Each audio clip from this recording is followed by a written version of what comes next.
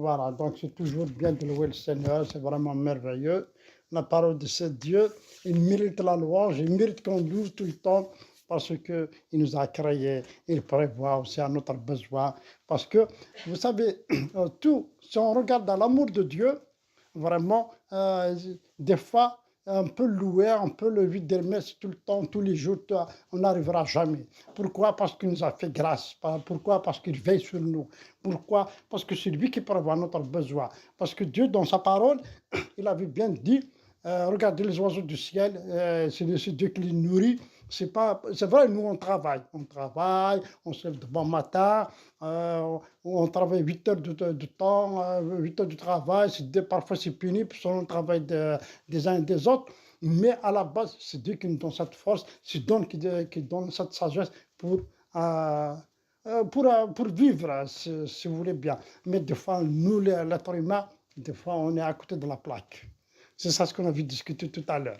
Donc, c'est pour ça qu'il faut toujours remercier le Seigneur, peu importe la situation, parce qu'il est le contrôle de toutes choses. Des fois, on est comme, vous savez, moi, c'est comme ça que je résume Dieu. Nous, en tant qu'être humain, déjà bien avant dans la vie célibataire, par exemple, une fille ou un garçon, il se prépare à se marier, rencontrer quelqu'un, il va imaginer il a des enfants, il va avoir des enfants plus tôt, donc il va dire dans sa tête, ah non, moi, mon fils, ou bien ma fille, ou bien mes enfants, lorsqu'ils vont arriver, il faut qu'ils trouvent un petit minimum, un strict minimum, c'est pas mes parents, et ceci, cela, etc., etc. Donc il se prépare psychologiquement à avoir quelque chose pour son futur bébé, tu vois. À plus forte raison, c'est la même chose, c'est ce qu'il a fait avec nous. Lorsqu'il a créé la création, tout. Regardez dans la Bible, au début, Dieu a fait tout, jusqu'à la dernière minute, il a créé l'homme. Il a fait tout sur la terre, il a créé l'homme. Après, il a ajouté une femme à lui, il lui donne l'ordre d'obéir, de ne pas manger de l'arbre de la connaissance du bien et du mal. Le jour où tu mangeras, tu mourras. Mais l'être humain, ils n'ont pas écouté la voix de Dieu, ils ont préféré écouter la voix de l'ennemi, Satan, qui les a induits en erreur. Là, je vous dis ce petit résumé pour voir qu'en quoi c'est Dieu qui prépare tout à l'avance pour chaque être humain sur terre. Regarde, Dieu, il donne la pluie à tous les hommes. Il donne le soleil à tous les hommes, bon ou mauvais. Mais des fois, c'est vrai, des fois, on passe par des situations difficiles.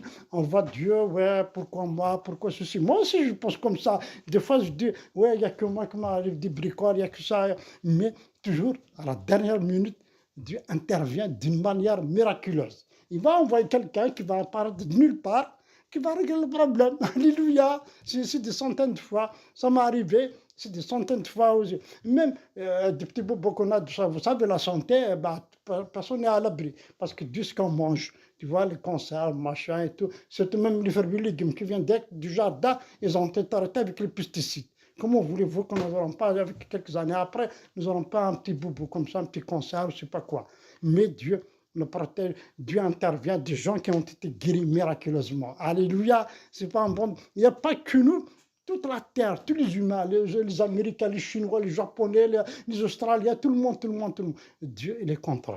Parce que c'est lui qui nous a créés. Nous sommes les humains, tous les humains, nous sommes descendants de Adam et Ève. C'est nos premiers parents. Voilà, ça transmet. Mais comme nos premiers parents, ils ont désobéi, ils ont choisi d'écouter la voix de Dieu, la voix de l'ennemi, après il y a des conséquences. Mais Dieu, ça n'a pas resté là. Il a envoyé Jésus, il a envoyé bien avant des prophètes, etc., qui ont apporté le message, ils ont préparé le chemin, la venue de Jésus, pour que Jésus va arriver. Voilà, après, ceux qui l'ont accueilli, ceux qui l'ont accepté, alors, Jésus a payé la rançon pour chacun de nous. Jésus a payé sur la croix pour toi et pour moi et pour nous tous. Il nous a réconciliés avec Dieu le Père par son esprit. Alors là, maintenant, dans Dieu, celui qui met sa confiance en Dieu, celui qui croit, à chaque fois tu pries, tu demandes au nom de Jésus, Dieu intervient. Je vous encourage chacun et chacune, tu as un petit problème, enfin, ne dis jamais, j'ai un grand problème. Dis, j'ai un grand Dieu. Alléluia. Voilà, dis à ton problème, j'ai un grand Dieu, j'ai pas mon problème. Des fois, c'est bizarre, les humains, oh, moi j'ai un très grand problème. Déjà, toi-même, tu confesses la défaite. Il faut, oui, le problème, il est là. Je suis conscient. Je sais, moi aussi, comme vous, on est tous, c'est pas un super-héros dans la foi. Ben, moi, j'ai pas de problème. Au contraire, moi aussi, j'ai des problèmes, j'ai des soucis gauche droite, etc., etc. Mais, alléluia, j'ai un grand Dieu. Dieu intervient d'une manière ou d'une autre. Plusieurs fois, humainement parlant, ce n'est pas uniquement dans ma vie, même dans la vie des gens. Des fois, des caractères que je connais, comme ça, des frères que je connais aussi ici à Paris ou en Kabylie, parce que moi je suis kabyle, vous le savez. Des fois, eh ben, ils me racontent des choses, humainement parlant, c'est pas possible. Humainement parlant, c'est pas possible. Moi aussi, que vous parle, vous savez, je vous donne une petite parenthèse. L'année 2024, mon épouse, elle est là. J'ai failli partir. Le médecin lui-même, il m'a, bon, j'ai fait des analyses, comme j'ai des petits sujets de santé comme tout le monde. Le médecin, il m'a appelé. Monsieur Neda, vous êtes où? J'ai lui dit, je suis parti pour travailler. Ah non, non, non, je ne veux pas travailler, vous allez faire un arrêt cardiaque, vous allez faire un AVC, vous allez mourir. Le médecin traitant, il m'a fait croire que je vais mourir. C'était en 2024, c'était l'année passée. Eh ben, vous voyez.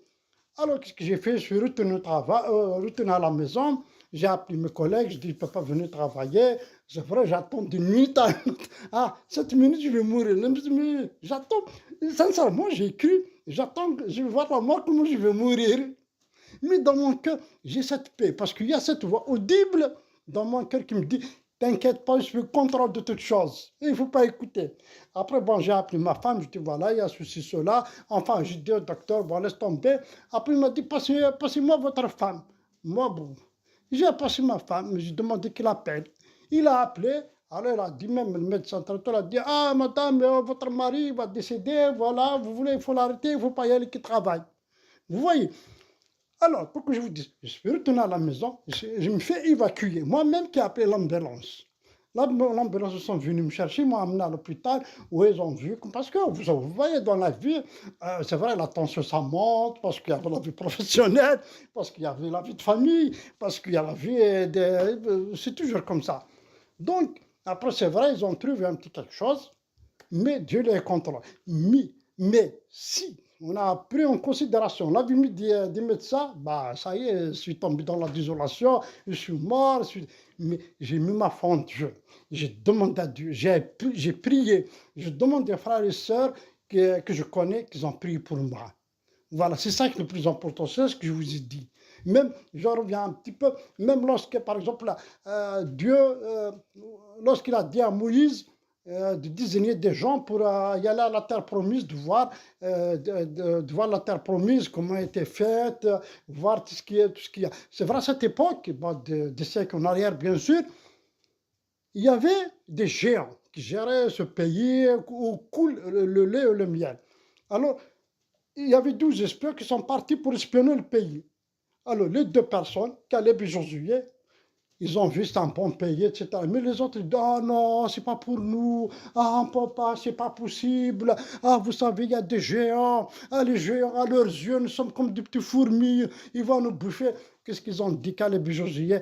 Dieu avec nous, l'Éternel avec nous, il va nous donner ce pays. Tu vois, c'est ça. Donc, si ton géant, si tu vois ton géant, c'est comme tu vois quelque chose de n'est pas possible. Mais il faut regarder à Dieu. Amen. C'est ça ce que je voulais partager avec vous. Voilà. Donc, alors à chaque fois, maintenant, on va lire un petit verset, si vous voulez, parce que depuis tout à l'heure, on dit, voilà, on va lire Jérémie 31, verset 3. Vous allez, on va voir. Alors, mon épouse, j'ai pas de temps.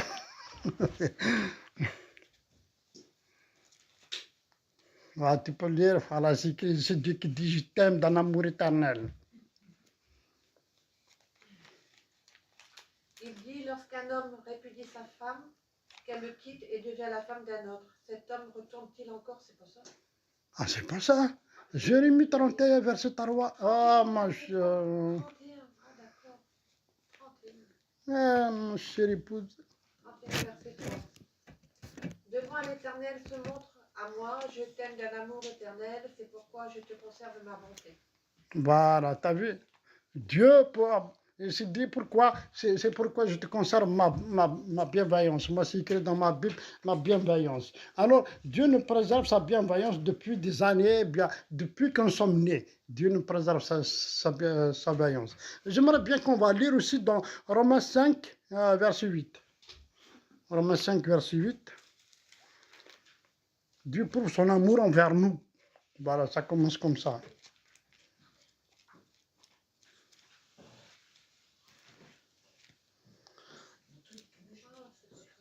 Hein?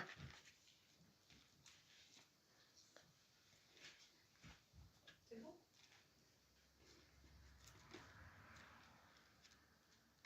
Oui, vas-y. Romains 5, 8.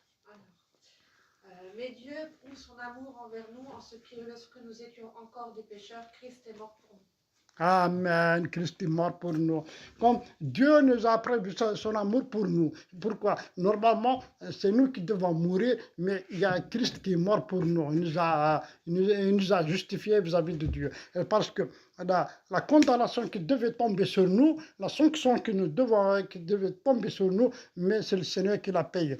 Pourquoi je vous dis ça? Parce que pour faire une liaison avec tout ce que je vous ai dit tout à l'heure, parce que c'est Dieu qui veille sur nous, parce que c'est lui qui nous a créés, parce que c'est lui qui prévoit notre besoin, parce que c'est notre Père, en plus il nous a préparé la place de vivre avec lui dans l'éternité. Vous voyez, donc plusieurs fois, nous les humains, c'est vrai, des fois on s'inquiète, on est humain, on se compare, oui, telle personne elle est bien, telle personne il a ça, moi c'est toujours, ça marche pas, moi ceci. Des fois, chers frères et sœurs, des fois c'est notre faute à nous, parce que c'est comme à l'école par exemple. Regardez à l'école, on rentre à l'école, nous avons tous le même âge. L'enseignant, ou bien l'enseignante, il enseigne, il fait un cours comme ça. Les gens les enfants qui sont concentrés au cours, bien travaillent et tout, ils vont avoir la meilleure note à la fin de l'année. Ils vont avoir des notes, félicitations, tableau d'honneur, vous connaissez. Mais les enfants qui jouent à l'école, qui ne sont pas intéressés, qui n'écoutent pas, ils étaient pressés de sortir dehors pour jouer au foot, ben, je sais pas quoi. Bon, le foot c'est bien, c'est d'accord. Là, je vous donne une image. Donc, c'est la même chose avec Dieu. Lorsque Dieu nous écoute, Dieu nous parle à travers sa parole, à travers la louange qu'on vient de chanter, et à travers les frères et sœurs qu'on va à l'église. Des fois, c'est à nous d'écouter, de suivre. C'est simple, c'est facile. Regarde, juste un autre exemple. La loi civile. Ils ont dit interdire l'alcool au volant. Ben, d'accord. Mais nous, par exemple, on n'oublie pas cette loi. Après, on dit, oh, Dieu m'a mis dans l'embarras, regarde, c'est ma faute. Bien sûr, c'est ta faute. Parce que tu n'as pas suivi la voix de Dieu, tu as écouté l'ennemi de nos âmes. Il va t'influencer, tu vas faire une catastrophe. Des fois, c'est pour ça, des fois, on dit, ah, regarde, des fois, c'est ta faute. Il suffit de travailler. Ça, je parle côté professionnel, vie quotidienne, etc., etc. Des fois, c'est nous-mêmes qui sommes mis dans l'embarras. Des fois, l'ennemi de nos âmes, bien Dieu, au contraire, Dieu, il veut que nous soyons dans l'abondance. Mais bien sûr, on ne dit pas rester à la maison comme ça, sans rien faire, après le salaire va tomber du ciel. Non, il faut qu'on travaille, parce que si c'est relié dans la Bible, il avait dit le Seigneur à Adam lorsqu'il a désobéi, il avait dit, tu mangeras du pain à la sueur de ton front. Donc il faut travailler, il faut se lever, donc il faut suivre la voie de Dieu. Il faut prenez un temps avec le Seigneur, même si 5-10 minutes par jour, par exemple, vous lisez votre Bible, vous priez, vous demandez aux frères et sœurs de prier avec vous. Comme ça va changer, ça va améliorer votre santé. Parce que Dieu, si on a laissé Dieu, Dieu va. C'est comme tu laisses tes enfants, par exemple, ils ne vont pas t'écouter. Ils ne vont pas t'écouter, tu te dis, bah, puisque c'est comme ça, eh ben, débrouillez-vous. Après, lorsqu'ils ont des problèmes, ils ont des bobos, ils vont venir pleurer au pied de papa et de maman, ah, voilà. C'est ça, c'est la même chose avec Dieu. Si on n'écoute pas le Seigneur, c'est la même chose. Eh ben, l'ennemi de nos âmes. J'aimerais aussi vous donner un petit quelque chose, une petite expérience aussi, parce que moi je suis un ancien Parisien aussi. Alors j'habitais à Paris, j'habitais dans le 19e, juste à côté de, comment ça s'appelle, de Zénith, pas loin, Zénith, là, tu traverses la route, moi je suis en face. Enfin, c'est pas à côté, c'est trop loin bien sûr, parce que vous voyez le boulevard, c'est les grands.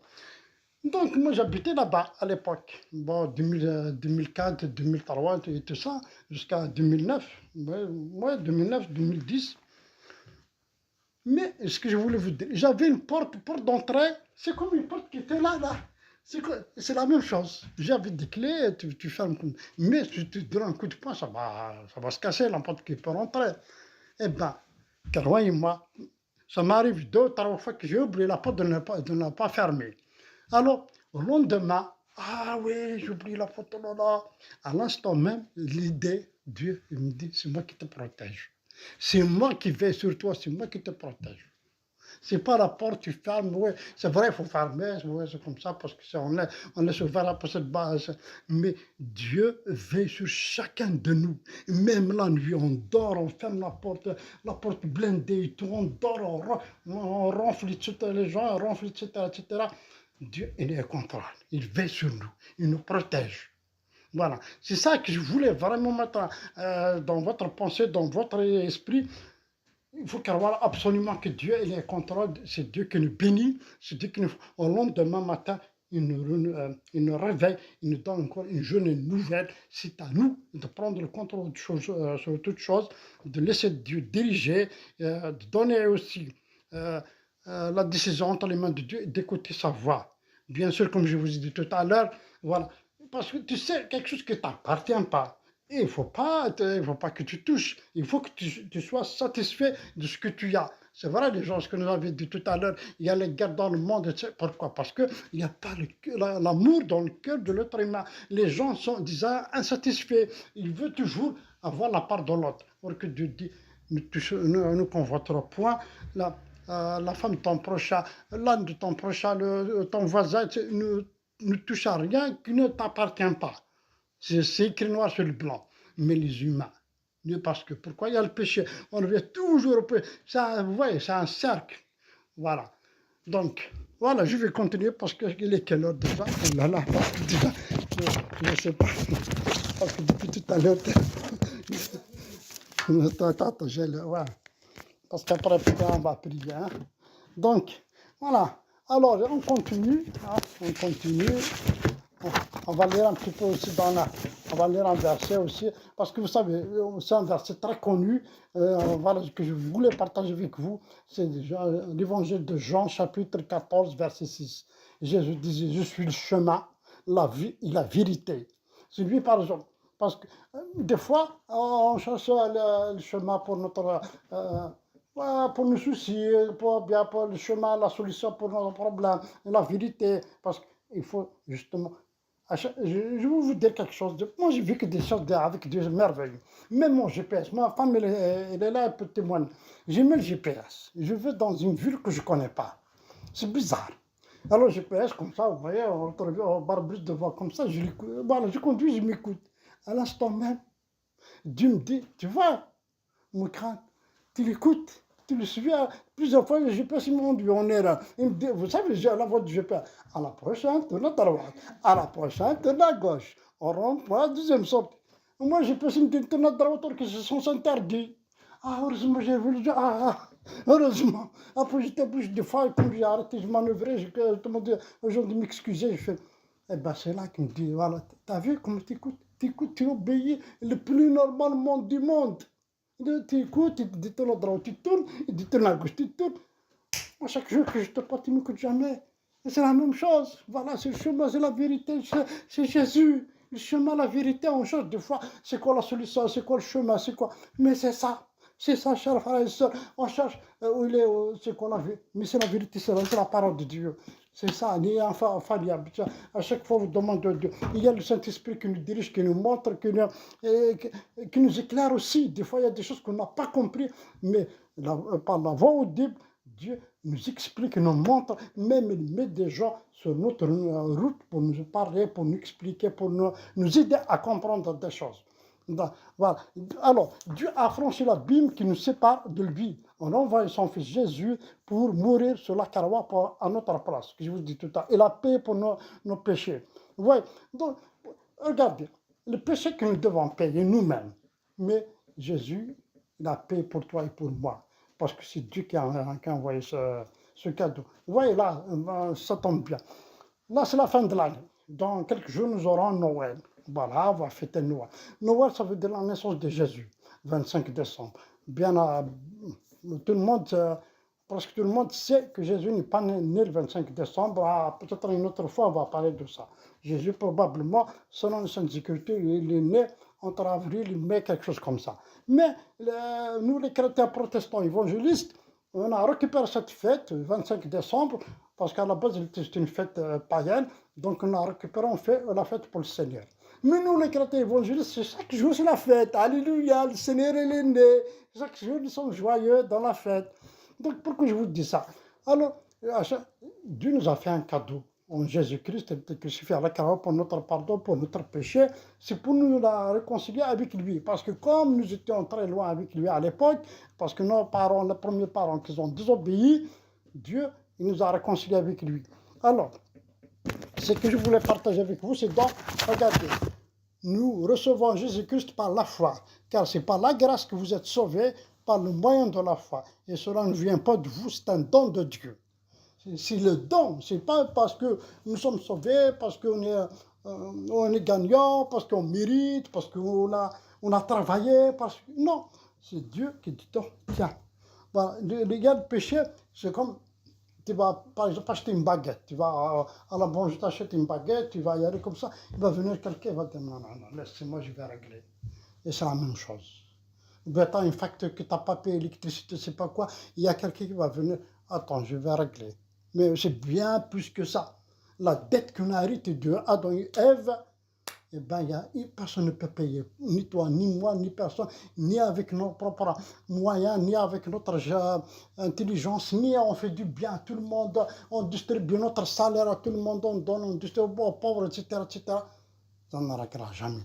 Parce que s'il y a le péché qui n'est qu'à rentrer en nous. Donc le péché là, c'est Jésus qui l'a enlevé. Voilà. On va continuer. Alors, moi j'aime bien regarder l'heure. Bah, après, bon, peut-être je ne vais pas tarder parce qu'après on va peut-être pas... C'est des questions, on ne sait jamais. Hein. Donc, c'est ce que je dis.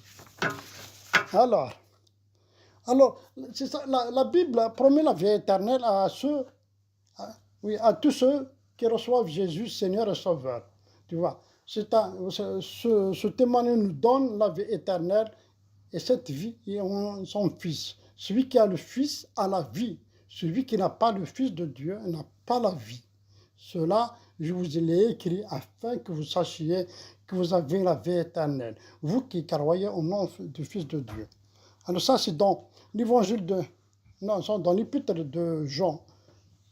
1 Jean, chapitre 5, versets 11 et 13. Tu peux lire ce... Alors... 1 Jean, ouais.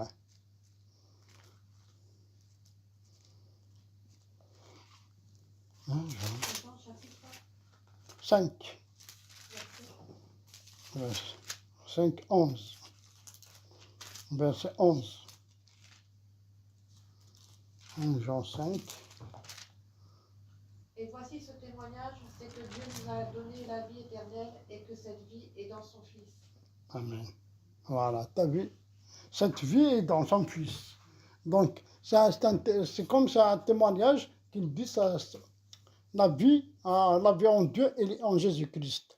Donc, il suffit de croire, il suffit vraiment, parce que des fois c'est vrai, croire, ouais, il ne suffit pas de croire, puis c'est tout. Parce qu'il faut déjà mettre sa foi en action. Prie. Parce que lorsque tu pries, il n'y a pas une façon de prier, de cette position, ou bien une formule, il faut dire ça, il ne faut pas dire ça. Non, il faut parler avec ton cœur. Dieu connaît tes soucis, Dieu connaît tes besoins. Il suffit de ça, déjà, le fait de te mettre dans l'état de position, tu vas dire, je vais prier, je vais demander à Dieu, c'est là Dieu il va exaucer ta prière. C'est là parce que des fois, la Bible dit, l'Esprit intercède pour nous. L'Esprit prie à notre place parce que des fois, on a du mal à s'exprimer notre requête pour Dieu. Voilà. Donc, ce que je voulais laisser sur votre cœur, je vais finir avec ce verset. Alors, c'est dans Apocalypse 3, 20. Chapitre 3, verset 20. Alors, nous recevons Jésus par une invitation personnelle. Jésus dit, je tiens à la porte et je frappe. Si quelqu'un entend ma voix, je ouvre la porte, j'entre chez lui, je souperai avec lui, il vient avec moi. Alors, le Seigneur Jésus, chaque jour, c'est pas chaque jour, chaque instant dans la vie, tous les jours, du matin jusqu'au soir, il frappe à la porte de notre cœur. Tu vois, il frappe à la tac, tac. C'est que le problème, ce que je voulais aussi attirer votre attention, vous voyez par exemple là, la porte là, la poignée elle est à l'intérieur. Tu entends quelqu'un qui frappe, donc tu vas ouvrir, mais la poignée n'est pas à l'extérieur, lui-même il va ouvrir. Non, c'est toi qui vas ouvrir cette porte. Tu dis Seigneur Jésus, viens. Viens Seigneur, habite dans mon cœur. Seigneur, voilà, viens, tu ouvres la porte. Oui, c'est comme quelqu'un qui va sonner chez toi. Bzzz, tu ouvres, oui, bonjour. Eh bien, c'est la même chose avec Dieu. Il faut que nous ouvrions la porte dans notre cœur pour que Dieu rentre dans notre vie. Pourquoi je vous dis comme ça? C'est-à-dire, c'est dans le sens spirituel. Chaque jour, moi, j'ouvre la porte dans mon cœur pour Dieu. Parce que je laisse Dieu me parler, je laisse Dieu me dirige, je laisse Dieu, j'écoute Dieu. Voilà, je me laisse diriger par Dieu. Voilà, c'est ça, ouvrir la porte de son cœur. C'est pas d'ouvrir la porte d'un cœur et puis voilà, c'est quoi cette histoire? Non, c'est-à-dire d'écouter la parole de Dieu, de le mettre en pratique avec les frères, avec les sœurs, on prie les uns pour les autres. Et puis voilà, Dieu par la foi intervient dans la vie de chacun. Voilà, je suis arrivé à la fin du message, hein, peut-être, et puis voilà, donc c'est ça ce que j'ai partagé avec vous, mon truc, il va il est tordu. Bon, c'est pas important, juste un peu pour poser mes papiers. Voilà, donc, voilà. Alors, ce que je voulais vraiment, parce que, vous savez, l'homme est créé pour vivre en relation intime avec son Dieu. C'est ça l'être humain. Nous, au début, on est créé à vivre en relation intime avec Dieu, tête à tête. Et bien, bon, ça bouge. Alors, cette intime avec Dieu, un croyant né de nouveau, c'est-à-dire un chrétien qui croit Jésus Seigneur et Sauveur, chaque jour, chaque moment, tu vas avoir cette intimité avec Dieu. Intimité, tu demandes à Dieu de régler les problèmes de façon. Ce qui n'est pas possible à l'être humain, c'était possible à Dieu. Dieu connaît notre cœur, ton cœur, il connaît le mien, il nous connaît tous. Il suffit, chez toi, à la maison, tout seul, voilà, tu t'assois, ou bien tu te mets debout, tu te mets comme tu veux. Tu dis à Dieu, voilà mon problème, Seigneur, ceci, cela, au nom de Jésus, Amen. C'est simple comme on peut, tu ne payes pas. C'est pas, il faut former une magique, il faut connaître les mathématiques. Non, c'est simple, c'est simple. Comme ton enfant, lorsqu'il a commencé à parler, tu as un bébé, comme ça on était papa, on était maman, non? Lorsqu'on a un enfant, on n'est pas comme, hey, il parle bien, tu es content, tu joues. Et c'est la même chose avec Dieu. Lorsqu'il nous voit comme ça, il parle, ah oui, il est content, c'est pareil. Voilà, donc je ne vais pas tarder trop, parce qu'après sinon ça va déborder, on n'a pas fini. Bon, quand même, on a peut-être une demi-heure, mais on va discuter peut-être, voilà, si vous avez des questions, voilà, je vais finir là. Voilà, que Dieu vous bénisse. Peut-être avant, on va chanter un chant que j'aime bien, Abandonne tes fardeaux. C'est la page 9. Voilà, on va finir avec un chant. Oui, c'est ça, Abandonne tes fardeaux. Voilà.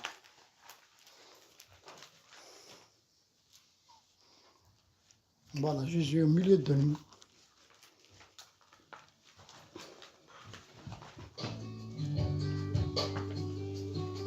Amen.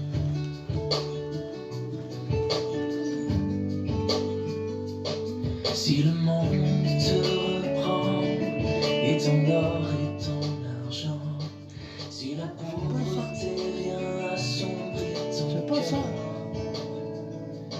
souviens-toi que Dieu là-haut prend soin des petits oiseaux. Abandonne tes fardeaux à ton sauveur. Amen. Laisse-les.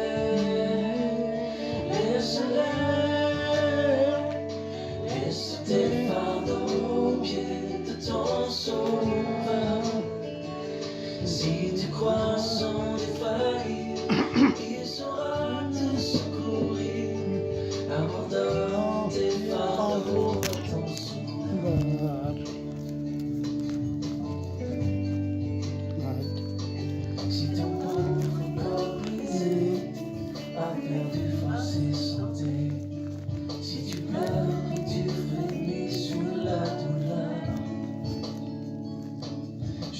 sait, il veut bénir.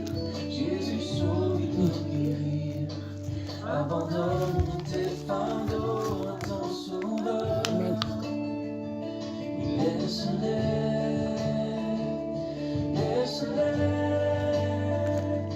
Laisse tes fardeaux aux pieds de ton sauveur. Si tu crois sans défaillir, il saura te secourir. Abandonne tes fardeaux à ton sauveur.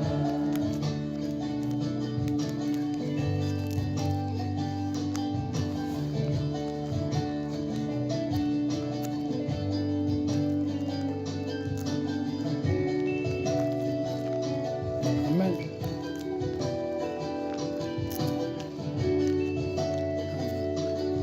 Alléluia.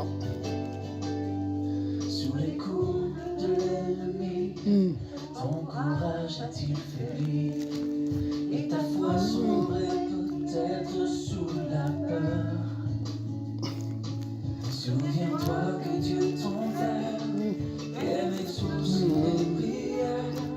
Abandonne tes fardeaux à ton sauveur.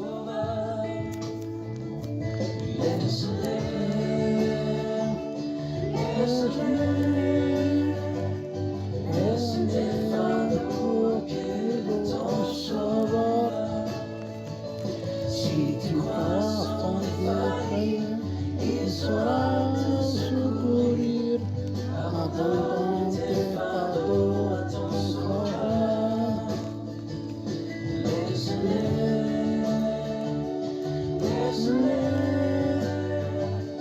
Laisse tes fardeaux aux pieds de ton sauveur. Si tu crois sans défaillir, il saura te secourir. Abandonne tes fardeaux à ton sauveur. Amen. Abandonne tes fardeaux à ton Amen. Amen. Amen. Alléluia. Seigneur notre Dieu, notre Père, nous te bénissons, te rendons grâce. Seigneur, merci encore de poser ta main. Tu nous aides aussi à persévérer. Tu nous aides aussi à poser nos fardons, Seigneur, à tes pieds. Seigneur, merci encore de bénir ces instants. Merci encore, Seigneur, pour toutes choses. Seigneur notre Dieu, tu connais les soucis, tu connais nos besoins, tu connais ce qui nous fatigue, tu connais aussi les problèmes de chacun, Seigneur mon Dieu. Nous voulons aussi te prier pour des frères et sœurs, Seigneur, qu'on connaît. Merci aussi de poser ta main sur chacun. Seigneur, merci encore aussi, tu l'aides chacun à déposer ses fardeaux à tes pieds. Parce que c'est toi qui as la solution et c'est toi aussi qui interviens dans la vie de chacun. Seigneur notre Dieu, merci de bénir ces instants. Seigneur, nous te prions aussi en te rendant grâce au nom de ton Fils Jésus-Christ. Amen. Voilà, que Dieu vous bénisse. Voilà, et ben, dimanche prochain, ben, toujours même lieu, même heure. Et puis samedi, aussi l'évangélisation. Et puis voilà, samedi devant Carrefour City. Voilà, et ben, bonsoir à chacun. Il est déjà 5h, non 16h35. Non, 16h35. Ah oui, bien de la voilà.